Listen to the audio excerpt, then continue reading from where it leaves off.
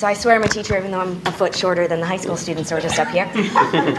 My name's Rachel Mann and this is Chris Hoffman, and we're here representing a group of teachers, but more importantly we're here representing our students that we work with every day. We created our proposal with two main goals in mind.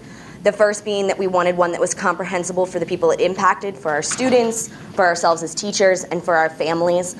We believe that a system that's easy to understand is going to lead to true transparency and growth. Secondly, we need a system that not only accurately rates schools, but gives schools specific ways to improve, and that's why we created a two-tiered system of indicators. As classroom teachers, when we look on the face of our students, we know what matters most. It's how they feel, it's what they learn, and it's how they grow. And for this reason, our three Tier 1 indicators focus on these three dimensions of school quality, specifically student growth, student learning, and school climate. Because our Tier 1 indicators measure what we value most, in a school, they will be the basis of our rating system. As classroom teachers, however, we understand that there's much more to a grade accountability system. It needs to identify not only schools' ratings, but also pathways to improvement. In our system, we want a system that is reflective, truly reflective. And as classroom teachers, we are constantly going back and taking a look at our lesson plans at the end of the day and trying to think to ourselves, what can we do to make it better? Our Tier 2 indicators are designed for this purpose. We need a school accountability system that will focus on these exact ideas.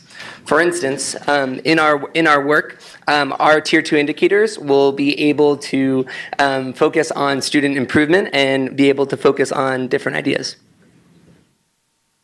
Our actual ratings are going to be coming from our three Tier 1 indicators, the first of which, student learning. We've all talked about proficiency. We know that proficiency is the goal of education, and we know that can be assessed using statewide annual assessments. It's our second two that really stem from our experience as educators. We chose student growth as one of our most important indicators because we recognize that the student who's reading 3 grades below level at the beginning of the year and only 2 grades below at the end has achieved a great deal. We also want to move our proficient students to advanced. And then our third category we've broken into two different categories, school culture and student attendance. So school culture, we understand that our students are not going to achieve the best that they can unless they feel welcome, safe, and engaged. And we agree with our students over here that that can only happen if we're asking the people who experience it, if we're asking our students through surveys, our families, and our teachers. And then lastly, and most importantly, we're going to look at attendance, because regardless of how meaningful and engaging your instruction is, it's really meaningless if the kids aren't there to experience it. So we want our schools to be looking at effective strategies for getting our chronically absent students into the classroom. Our Tier 2 indicators exist. Nice. Well played. That was well played. That was very good. You do this for a living, don't you? Yeah. Okay. All right, Tony. Go right to the Tier 2 indicators. Yep. Go right into it. Here we go. He'd love to talk about them. Yep. I have without naming assessments, I guess I have a concern about using formative assessments that you cannot be assured are aligned to state standards in an accountability system. I think that could create a real problem, and I would really want you to address that, because I think you pretty much advocate for that in your proposal. And the second thing is, you mentioned attendance, and you mentioned a percentage of attendance, and having had to wrestle with this at the state and local level, I think that's going to require a state definition of attendance that schools must follow. And because I have seen districts play games with attendance rates before, so I just want you to talk about those two things. Tony, you're calling for a common standard? Who takes Tier 2? Who takes attendance? I'm for that. All right. I guess, well, first of all, the purpose of the two-tier system is really about driving improvement. When we're taking a look at trying to find out what are the most important things to improve school outcomes, we want to collect a wide amount of data, right? So it doesn't necessarily have to be a growth metric. We want to be able to collect things like, school to counselor ratio. We want to be able to collect information about home visit programs. And we want to see if those different Tier 2 indicators positively impact student growth, student learning, and school climate. And if we see that over time, then we can make these evidence-based interventions. These will determine what we actually do in those schools. And this is something, Chris, that you guys at KIPP have done in the past, using these sorts of predictive analytics? That's where some of this comes from? Is that fair to say? Or I wouldn't be privy to all that information, okay. maybe, but yes. Okay. Charlene? Can I address what he said about attendance? Oh, yeah, absolutely. Yeah. Oh, right. Yeah. So thinking about attendance, I was one of the people who worked on that specific section. And I think a lot of that is we kind of want to put it out there as something to think about. And we know that that is going to be a conversation that has to be had. But I know looking at our students, like right now, for me personally, on our grading for teachers, we get to write off students that aren't in attendance. I think it's like 20 days out of the year. They just don't count in our scores. So that's not fair and helpful to that student. So we really, again, want to be making schools think about how are we going to get the kids in the class. And we chose 95% because we're supposed to be testing 95% of our students. So 95% of our students need to be in school was why we picked that specific percentage. But we also understand that that is a conversation that still needs to be had, and we need to look into it. So Joanne and I were more. just talking about this. I wouldn't worry about your proposal. I don't think that one thing you said was legal. That writing off to your kids. Oh, about what? About not allowing their scores to count. But for the teacher personal score, not for the school score, but for my teacher's score, those kids get written off. I'm sorry. Yeah. Okay. Charlene, real quick, one last question. Yeah, I think what I'm really intrigued by a lot of what you're saying, but I think there's some real deficit language underlying it.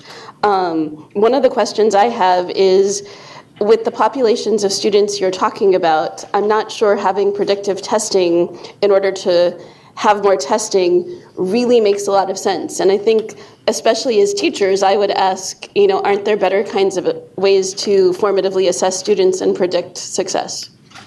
I think we completely agree. When we are focused on these tier 2 indicators, we're mostly thinking about many of the resource equity ideas. When we're looking, specifically at, as I said before, home visit programs. The beauty of our system is that if you can identify that high-performing schools have strong evidence of home visit programs, then you can drive time, energy, and resources towards those ends. Okay, please thank Chris and Rachel and the Teach Plus Teaching Fellows for the great presentation. Way to go, guys. Yes. We're going to open up the voting. That was fantastic. By the way, this was not easy just to get to be here. Of course, they had to find substitute teachers and get permission, et cetera, et cetera. Appreciate the effort that you made. That counted against her attendance rate, didn't it? Yeah, there you go. It is true, by the way, a lot of proposals talk about chronic absenteeism as something that they focus on. So this question, is it better to look at chronic absenteeism or better to look at just an attendance rate? And how do you do that? Okay, voting is open. Here it comes. Go vote. Chris and Rachel and Teach Plus. Should also put in a plug for the Viva project that helped us find Charlene. It's so great. Again, it's great having these student voice groups. It's great having these teacher voice groups out there. Okay. Really? Is this it? I mean, it's not working. Oh, it's not working. Oh no. Ellen, any idea why? Can we reboot it? Do you want to try to? Let's see. Well, at least two people's worked. Let's see. Oh, there it is. There it is. Now it's working. Okay. Oh, interesting. 56% like it. 28% love it. Not too many hate it. Okay. And a few do think it's illegal. All right. Let's start. I can't remember. We'll start with Andy this time around. Get yourself organized. Okay. I was almost in the love it category, but I was more in just barely in the like it category. The stuff I would point out that I like the most is it forced me to think more about, in an accountability system, what are the measures that should be used for accountability purposes, and what are the measures that should be used for transparency purposes? Things just to inform those involved for formative reasons, and also just the general public. So that was great. But also, they didn't get much time to talk about some of these school culture indicators in here, which are terrific. Some of the best I saw overall, which kind of gets at my concern about not being too technocratic. So almost love it. Okay, Joanne?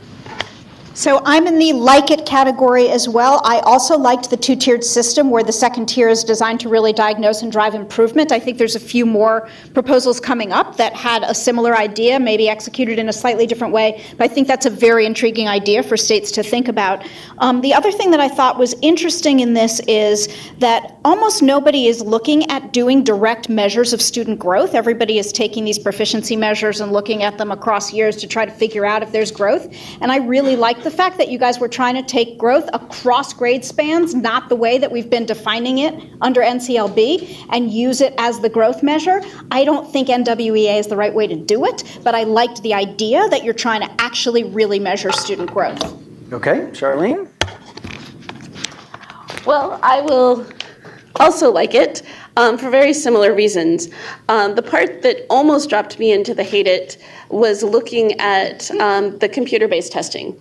And certainly as a classroom teacher, as a mom and administrator, that just gives you the same kind of data you already get. So I love the two-tier system. I love the school culture pieces. I think if we're going to push on that as teachers, let's actually push on it and not just use something that's already there.